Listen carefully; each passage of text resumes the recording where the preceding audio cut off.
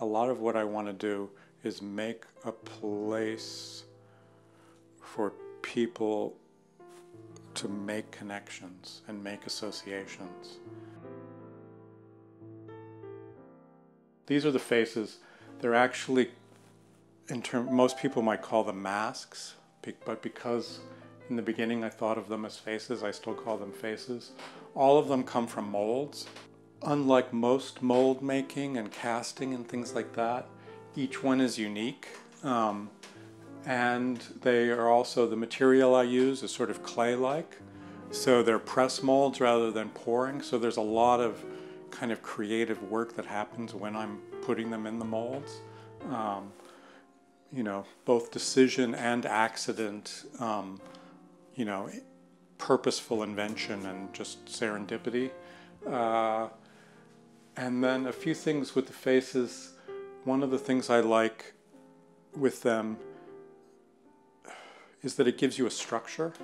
So 2 eyes, a nose, and a mouth in kind of a oval-like situation becomes a face, and it gives you a lot of variety. So there's something almost abstract going on in them, and as you look at them, you'll see some of them are really recognizable as faces, and some of them are close to caricatures, and others are very, very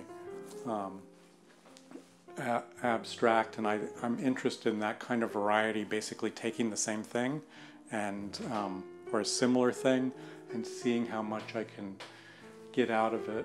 You know, I think when my work is working really well, there's a sense that it refers to something, but you can't quite put your finger on it. And that allows you to have a space of, or a place of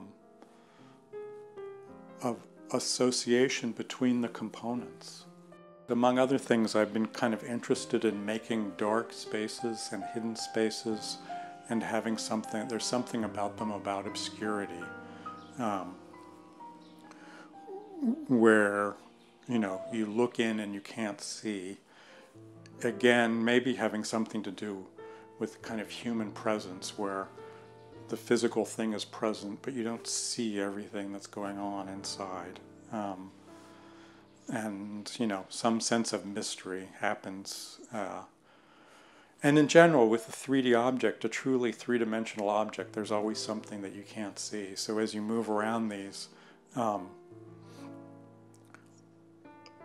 you can't infer what's happening on the other side from what you see on the side where you are already, which is another kind of obscurity. One of the main kind of subjects of my work is the imagination, I think, and how the imagination works. And it's in all of them, but there's something in this one where it's sort of more obvious. You can kind of see it's a coil, and because it's made with coils, because my material sags a lot, I literally did like 1 or 2 coils a day, which you wouldn't notice from looking at the piece. So it's built really, really incrementally. And I started out with a circle, you know, kind of a totally legible, kind of intellected kind of shape, you know, a sphere, and something that sticks in, you know, that exists in the mind. And then as I'm building it, because of the way my mind works, it gets more and more meandery and kind of complicated. So both it gets how my mind works, but it also is talking a little bit about how kind of imagination, or my notion of the imagination, works, is that it, 1, it occurs incrementally, and 2, it occurs in the workshop. All the invention in my work, and kind of how I think about imagination generally, is it's like lots and lots of little steps. When you're engaged with actual material and actual problems, that's where real imagining works.